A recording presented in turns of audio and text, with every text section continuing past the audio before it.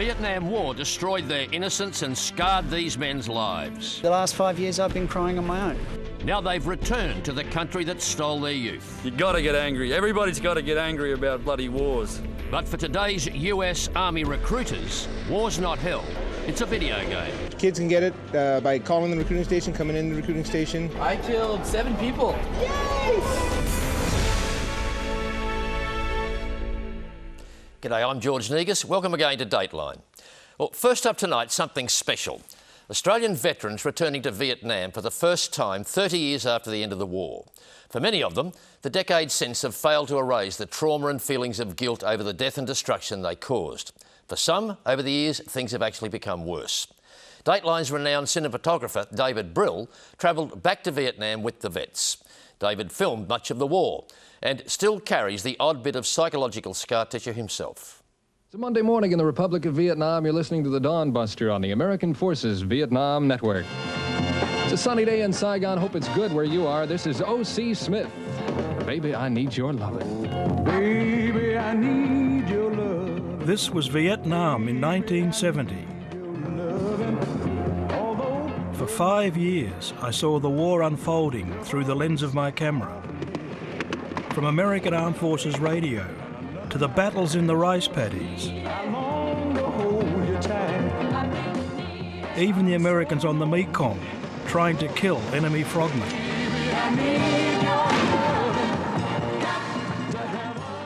Of course, like everybody else, I was deeply affected by what I saw. 37 years later, I'm back on the Mekong. On a Russian-built hydrofoil with some Australian Vietnam veterans. Canals coming through. Yeah, I think it's fascinating. As I said, the first time I ever seen the Mekong Delta flying over it, to and fro from Vietnam, it's just amazing to see. Bruce Burrow and Bruce Fraser are on a journey to mourn lost comrades and curse the futility of war. Why we ever came here in the first place. What did we achieve? What we destroyed in the country? They are part of a group of veterans and their wives. For many, like Tony Templeton, who's with his wife June, it's their first time back since the end of the war. Over the next few days, the men will confront the trauma and memories that have haunted them for years. The tour is led by Walter Pearson, a vet with 2 tours of duty. We're off to Vung Tau, which was the place where the Australian forces used to land, mainly the infantry forces, and then when they came across by boat. These days, the boats riding in the bay at Vung Tau carry not soldiers, but fishermen. Up and have a look at what they've done, and from there I'll show you where the Australian Logistics Support Group were and where all the troops were. This is the equivalent of one of our cenotaphs, it's the equivalent of one of our little war memorials you find in every town. So the words on it, GICOM, sort of render out as the nation records your contribution. But really, I suppose it's a bit like, lest we forget.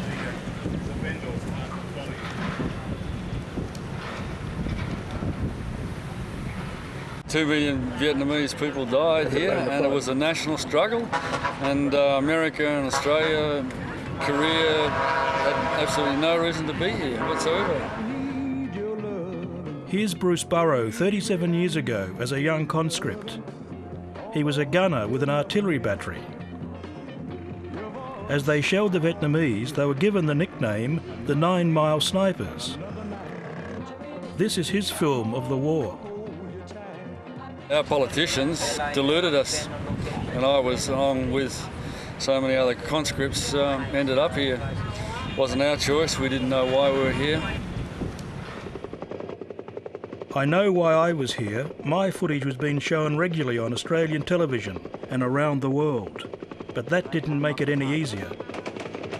I was horrified to watch a nation and its people being torn apart. Today we're on our way to Nui Dat, once the main base for Australian forces.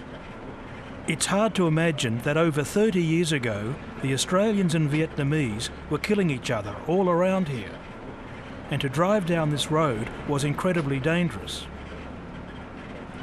It's not an easy ride for some, including Tony Templeton. Like many vets back in Australia, he's been receiving counselling for his war trauma. On the right there is Nui Dat, and we'll take the road in up here a bit further on the right. Yeah. Go down now. Now all you got to do is sort of imagine you're coming in an APC, and you're sitting on the top and you're being bounced around. And you're 19. Yeah, and you're 19 and you think you're bulletproof. Some people call it Nui Dat, some people call it Sass Hill, but that was the centre of the Australian base. When we came in, it was just bamboo plantation and shit all around it. I mean, we didn't have running water for 6 months. We didn't have electricity for 9 months. When we got here in 1969, I proposed the same position as you in 1969, and we had tents set up. We had, outdoor cinemas. We had the boozer. It was all. God! It was wonderful. We had everything. Before getting rid of the French. But in '54, you had a divided province. You had the central bit with all the rice. As the group gets a briefing in this rubber plantation, Bruce Burrow is also wrestling with his past and thinking about his mates who didn't return home. Just thinking about Bluey Tregear, who's in 108 Battery, was killed, and Lieutenant Robert Burse, who was murdered, and the other mates that have been injured psychologically, and the 4 fellows that have committed suicide. And just the smell of the place is quite unnerving, really. And a counsellor has urged Bruce to return to Vietnam to try and address his feelings of guilt over his role in the war. David, I cried on the plane coming over. I cried the first night when insomnia let me down, and for no reason I cried. It's that relief that one gets from crying is happening, and it'd probably be a hell of a lot more at the Anzac dawn service, I would imagine. And Bruce isn't the only one shedding tears. For me anyway, the last 5 years I've been crying on my own. Late at night, whatever, or I hit the bottle and play the computer, whatever. But I normally don't go to bed until 1:30, 2 o'clock any morning. So you decided to come back? So I had to come back. I've just started seeing a psychiatrist now for the last 3 months, 4 months. And I'd already decided and paid for this trip before I saw him, and he said it was the best thing I could ever do. While the veterans' wives are very supportive, there are some memories that just won't go away. I can remember distinctly seeing a trail of red ants going into Viet Cong's ear, coming out his nose, and of course taking his brains with him. And that scene's never left me.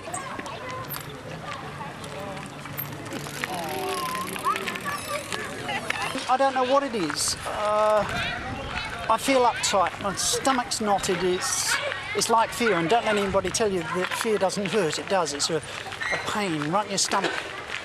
But for the last 3 days I've had this constant headache, and I don't know whether it's lack of water, I don't know whether it's tension, I don't know whether it's heat, or I don't know what it is. Yeah. And I think this is half the problem with those blokes, is that we break down, we cry, and it's not accepted behaviour, but we don't know why, and nobody can tell us why.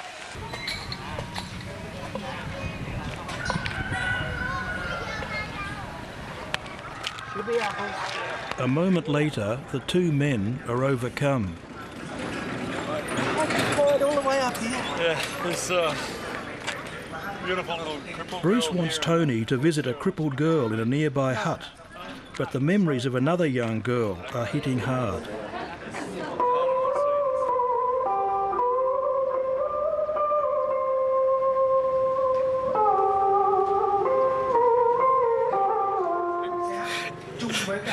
images of the classic photograph of a little girl crossing the bridge with her skin blown off with napalm. I mean, this little girl's not like that, but it's just a crippled Vietnamese girl here in this environment. It's just, yeah, it brings the whole fucking horror of war and our involvement back. Yeah. Okay, that's good. We'll go then. Yeah.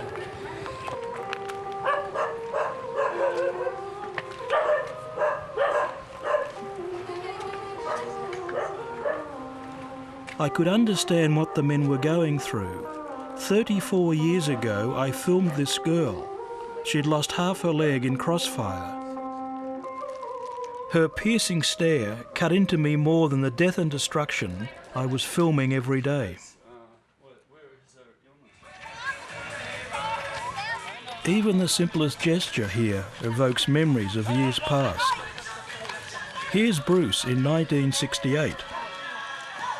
When I was in Vietnam, I used to take sweets out on village searches and give them out to the kids.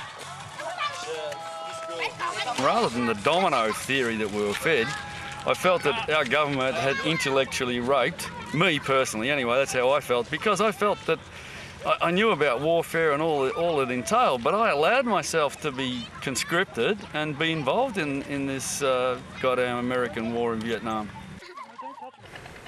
That's where your battery was, down in there. Yeah, just I think I'm just on the other side of those rocks, just about the house. In the flat there. Flat just the other side of those rocks. Today it's Anzac Day and we're at Long Tan. 18 Australians died here in 1966.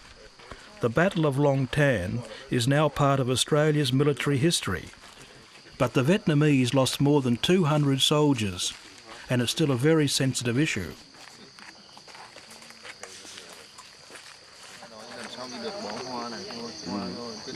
It seems the vets are not allowed to bring the wreath here. Is it because they want to basically forget the war, or is it the sensitivity that we were the enemy? No, I think it's just that the Vietnamese society is very ordered and they have rules about what they do, and I think there is still a certain amount of sensitivity in the village over there about the Australian presence in Vietnam, the fact that we destroyed their village, they got no compensation, and so on.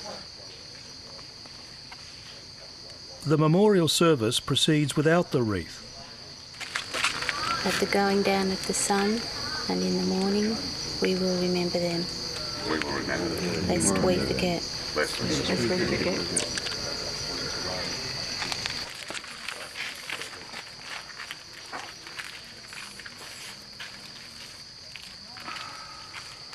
Made a decision to come back, and I came as Bruce's support, but I think he's been my support, really. Yeah. Well, what do you mean by that? It's something you didn't expect to I didn't expect to feel this emotional here. I thought it would be Bruce feeling like I am. And probably is inside, but I'm just probably a little bit more emotional than I thought I'd be. While the journey is painful for the vets, it's also turning into a very positive experience.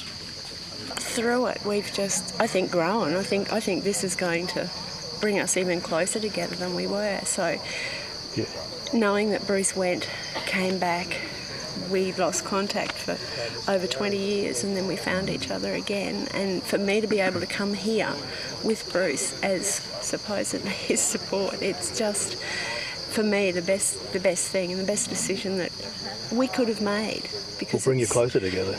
I believe so. Yes. I believe so, yes. And we're overlaying some of the memories that are coming back for Bruce with hopefully good memories of Vietnam, and we can go away with a sense of, yes, the country is recovered, and it's a healing, I suppose, yes.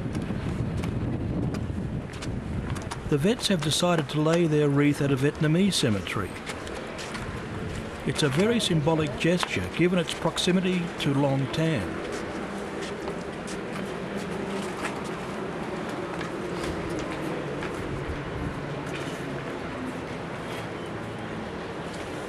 This was just something that needed to be done.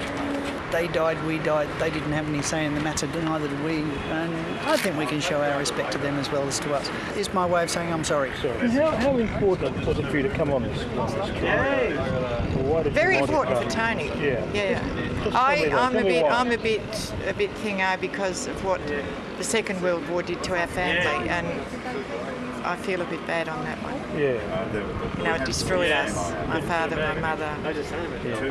I lost a brother and a sister, and it's. We don't learn, do we? No, we don't learn. Do you think you'll understand Tony's concerns after being here? Oh, I've always understood them. I've always understood them, yeah. But I keep it in here. Yeah. I think once I start to cry, you never stop me, because it would be going back for Dad. My grandfather was killed in the First World War. You know, like, when is it going to stop?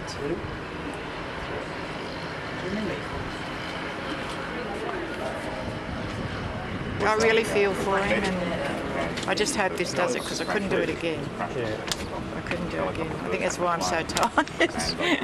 Keep going.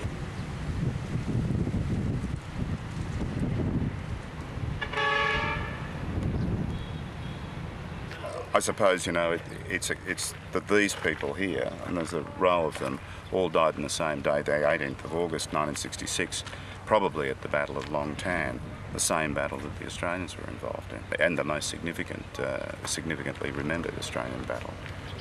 If they're generous enough to give us a place to remember our dead and to remember theirs, then it's fair that we should come here and pay some sort of respects to their dead as well.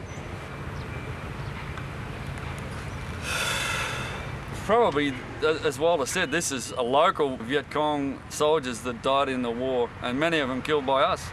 Any ordinary soldier does the biddings of the commanders, and that's what we did. We did our commanders' biddings and our politicians' biddings, and but we're the ordinary soldiers. We're the ones that cop it. We either get our legs blown off, or we get PTSD, brain damage, injured, whatever, you know. We're the ones who suffer for the country. The country sends us here. It's not only politicians that are responsible, it's actually the community elects the politicians that allow this sort of thing to happen. It's like what's going on in Iraq at the moment. And how do you feel about the 400 going to Iraq the other day? Tragic. Do you think it could be another Vietnam? One soldier losing his life in Iraq is enough for me. I've seen it happen here with friends of mine, and it's just one more Australian soldier dying in a useless war for some other country like America, or the petrochemical dollar is just horrifying.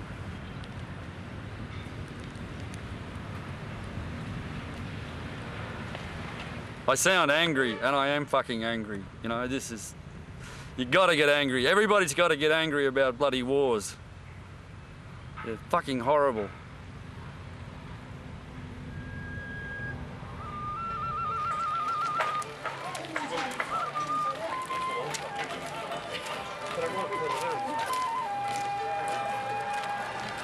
All these houses are new. Down the road, there's another chilling reminder of Australia's role in the war and the sensitivities attached to this tour. This is Bing Ba, and it was a place where we had a big three-day battle in 1969. It's considered one of the big battles of Vietnam, along with Sui Cho Pha and Long Tan and so on. This was the site of the schoolyard and school building, and we killed 100 people roughly in a day in a battle here. And we buried them the day later, or a couple of days later, in the schoolyard, and they've turned it into this memorial. The memorial is to the 33rd Regiment. Now, after you killed them and you buried them, what about the rest of the people in the village? What did you do? Did you just pull out then, did you? Do you remember? We'd shot through by then. I don't know what happened.